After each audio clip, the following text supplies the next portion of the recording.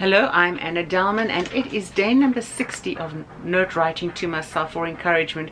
And you know, often we make these commitments to ourselves that we're going to stick with something for change for a long period of time. And as the days roll on, roll ahead, roll forward, we get caught up in life and we stop. But I've been at it for 60 days.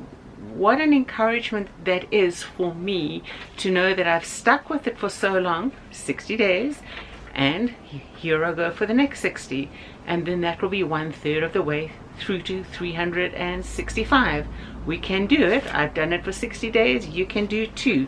So today my note of encouragement to myself is responding to a difficult conversation.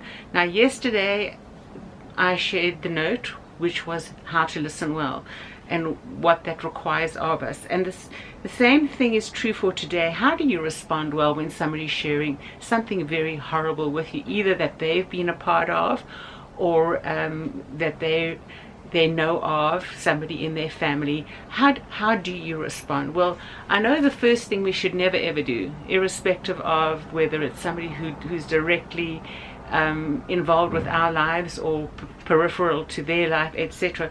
You can never ever say everything's going to turn out okay. You don't know that. And you know, often in life, as we get older, we know sometimes things don't get better. Sometimes they just get worse and worse and worse.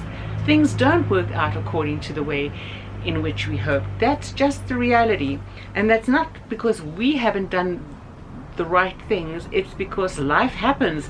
There are some very nasty, ugly people in this world who would rather see you hung out to dry to gain a better image for themselves, or to gain financially at your expense or your cost.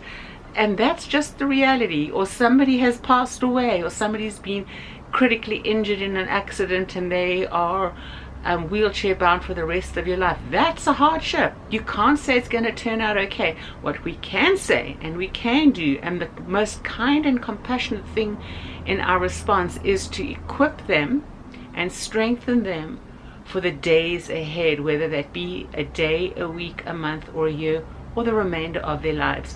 What can we share with them that they will be okay inside? Not the circumstances, them.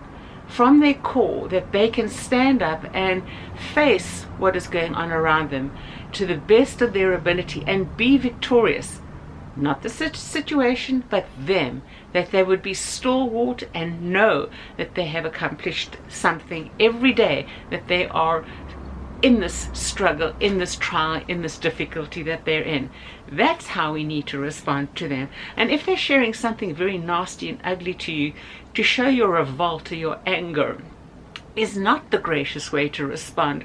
We need to be compassionate. We need to take a moment and breathe deeply and realize our next words would impact them greatly.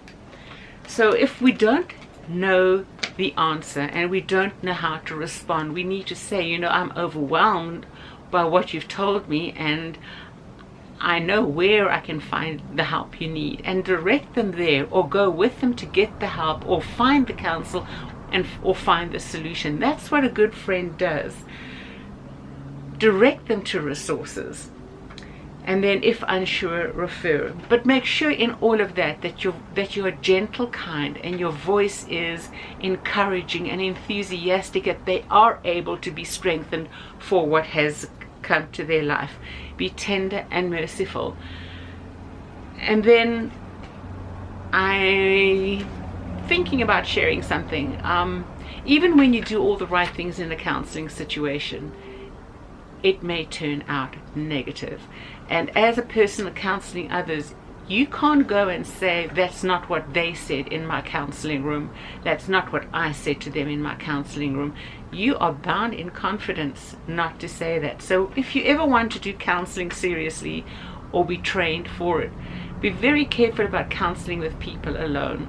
I've had that happen to me, where I drew somebody out according to how counseling should be done. You know of their dilemma. You don't say, well, that's your dilemma, I know what it's all about, and you make statements for them. No, you don't. If you have studied counseling and you've been through training, etc., and somebody comes into your counseling room and you know the struggle that they're going through because their family have told you in a different setting, and you draw them out and they tell you, this is what my family's problem is with me, and you say, well, what do you think you should do about it? And they tell you, they're open and honest, and then, well, you then say, well, I think you've got a point there.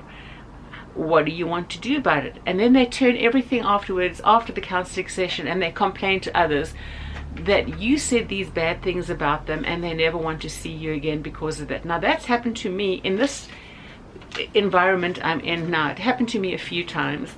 I could have produced my counseling notes if the leaders in that community had only with the person I was counseling present, and with their agreement, I could have presented it with myself, then we could have talked it through, and that they would have realized that I hadn't neglected a responsibility, a moral and ethical and spiritual responsibility in the counseling that I gave, that I was gracious and I was upright and honest and caring, and not the way I was represented by those people. And why did those people I was counseling do that? Because they wanted their 15 seconds of fame and the attention they got, because the leader at that time in that environment had made me out to protect himself, to be a bad person, and then continue to play up all those statements that were made about me, rather than understanding I had listened well, I had drawn the person out, I had encouraged correctly and appropriately, and it was plain in my counseling notes. At that time, it could have been dealt with in a gracious way. However, I was not in the position, and even today, I could never ever make statements about those people, or even to correct myself and discuss the counseling situations open, because I've made a commitment, not to them, not to the leaders, but to God, the foundation of my hope and the foundation of my strength, not to do so. It would have been immoral for me, so I didn't do that. So be very careful when you're listening and in a responding situation, when you need to give answers correctly and kindly. Sometimes people, no matter how gracious you are or how informed or correct your counseling, your response is, they do not have the ears to hear it, because they do not have the heart, and they want to continue to justify their ickiness and their behaviors, because ultimately they like it. They don't want to change. And your providing a solution for their life issue was a bad thing, because they didn't want to do the work, and they will never want to do the work. They like it, what they've got. They like the way it is. And best of all, they like to manipulate and control those around them, who enable them to continue the way they did. Counseling is not always easy. Listening and responding is not always easy. It can be very, very difficult. So make sure that you understand what is required of you in difficult listening and difficult responding. It can be done, but know that at times we can't say everything's going to turn out okay, because it won't, and it doesn't. Okay, and it is July 17, and we are looking at Proverbs 17 and verse number 10. A rebuke goes deeper into a man of understanding than 100 blows into a fool. So what is a rebuke? It is a correction, a strong expression to stop someone and set them on a correct path in their understanding of a situation. Now, a wise person will listen to that, and they will realize that often when you say, no, don't do that, it's because you care about them, because you don't want them to fall into bigger errors or make greater mistakes in life. You're saying it out of concern and out of a conviction and a love for them. And that kind of person will always listen, because they have wisdom and a desire and a want to understand in the core of their existence, their being.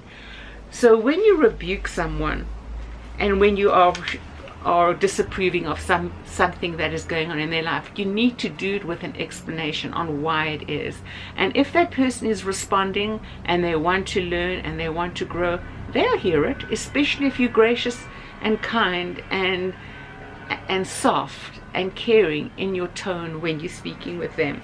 And their understanding it's because they have the ability to separate bad behaviors from good behaviors, and they might be in the middle and they're not quite sure which go to where, and your words can lean them one way or dig a hole for them, and they will just continue to fall into it.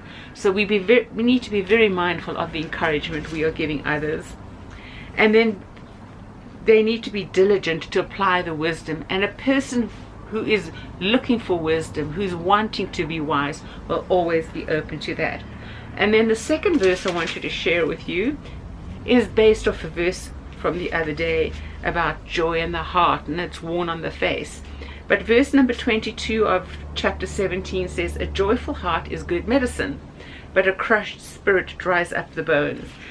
When someone's been in a lifelong struggle and things have been very hard and there's just a dismal path ahead for them, and they do not have the ability in their heart to respond well in difficult situations, it starts to wear on their faces. Their face markings become almost etched. Those concerns from their heart become etched on their faces. Their eyes become down. Their faces are downcast.